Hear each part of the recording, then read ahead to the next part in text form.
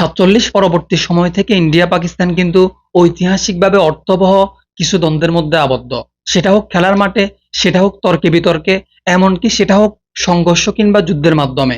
সাম্প্রতিক সময় কাশ্মীরের পেহেলগামে ঘটে যাওয়া অনাকাঙ্ক্ষিত ঘটনাটা কেন্দ্র করে ইন্ডিয়া পাকিস্তানের মধ্যে যে দ্বৈরথ সৃষ্টি হয়েছে, তা কিন্তু দক্ষিণ এশিয়ার ভূরাজনীতির জন্য এক কালো অধ্যায়ের সূচনা বয়ে আনবে।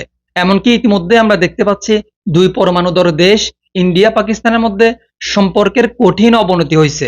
তর্কের খাতিরে ধরে নিলাম, ইন্ডিয়া পাকিস্তানের মধ্যে যদি সর্বাত্মক যুদ্ধ শুরু হয়ে যায়, তাহলে স্পেসিফিকলি দক্ষিণ এশিয়ার কোন কোন দেশগুলো সবচেয়ে বেশি ক্ষতির সম্মুখীন হবে এবং এই যুদ্ধের মাধ্যমে দক্ষিণ এশিয়ার ভূরাজনীতিতে কি কি পরিবর্তন আসতে পারে, চলেন এই ভিডিওর মাধ্যমে এই বিষয় নিয়ে সংক্ষেপে আলোকপাত করা যাক।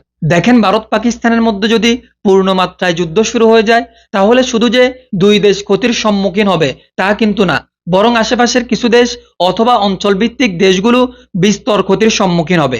সেই দৃষ্টিকোণ থেকে তাকালে বাংলাদেশ সবচেয়ে বেশি ক্ষতির সম্মুখীন হবে। তারপর চীন, আফগানিস্তান, ইরান, যুক্তরাষ্ট্র, রাশিয়া, সৌদি আরব ও উপসাগরীয় দেশসমূহ এবং দক্ষিণ পূর্ব এশিয়ার দেশগুলো আংশিক ক্ষতির সম্মুখীন হবে। যেমন ধরেন মিয়ানমার, নেপাল, শ্রীলঙ্কা।